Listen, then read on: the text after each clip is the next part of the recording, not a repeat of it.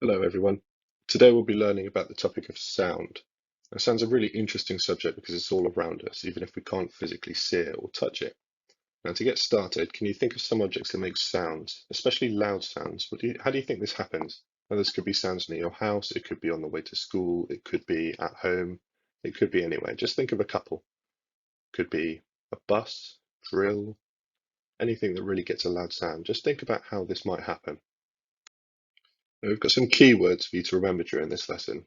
Now, I suggest you pause the video here for a little moment and just copy these down, as they'll help you throughout the lesson when I go into some more detail.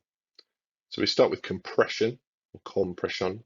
So that's the bunching up of air particles caused by vibrations when a sound wave travels through air. And we have rarefaction, so rarefaction, the spread of air particles caused by vibrations when a sound wave travels through air. Longitudinal type of wave where the oscillations are parallel to the direction of wave travel. And then we have sound, which you should be familiar with, which is longitudinal waves caused by vibrations. Now, our learning objective for today is for us to be able to compare the relationship between loudness to amplitude and pitch to frequency. Now, to do that, we have to describe how sound waves travel in the range of human hearing and to explain the relationship between loudness and amplitude and pitch and frequency. And for the SMSC, we see here that lots of people have hearing difficulties. So many people are too ashamed to wear hearing aids due to social pressure or suffer in silence. Now, there are lots of different types of hearing problems that people can have. I have something called tinnitus, where I've been listening to far too much music and I have a constant ringing sound. Now, this is something really that you want to avoid. Look after your hearing. Now, for your first task, can you please fill in the blanks? So can you do this on a piece of paper or on your screens? You'll need to take a picture or screenshot of your work to upload when you're done. So think about the secure question. If you need to, use the definitions for the keywords we looked at earlier. Now, in this topic, we're looking at two types of waves. We have longitudinal and transverse. Now, from these two animations, which do you think is sound? Think about what you just wrote in for the task previously where you were filling in the blanks. Which of these shows particles bunching up? So, in longitudinal waves, the particle movement is parallel to the direction of wave travel. So this means that the direction of the wave is in the same direction that the wave is actually traveling. So you can see here that these lines are basically moving to the far right side in the direction of travel as the wave. Now this is different in a transverse wave, where the particle movement is at 90 degrees to the direction of wave travel. Now here you can see these waves are going up and down and they are oscillating up and down. Now, how good is your hearing? What does HZ stand for and what does it measure? Well, HZ stands for hertz and it measures the frequency of a wave, which is the number of waves passing a point per second. So it's essentially how many waves are there in a set amount of space. And the second question here, why do you think human hearing gets worse with age? Well, think about how older people have lived for longer than younger people. So they've been using their ears for a lot longer than we have. Now, in your ear, there are thousands of hair cells. As you age, the continued exposure to noise and sounds can break and bend these cells, damaging your hearing over time. Now, for this one, look at the drummer and answer the following questions. What causes the sound in this clip, and how is the sound produced? Now, we know that the drumsticks hitting the drum is what makes the sound. That's fairly obvious to us. But what's happening is the sound is produced by the vibration of the impact of the stick hitting the drum skin. And that vibration triggers more vibration of particles that travel along as longitudinal waves.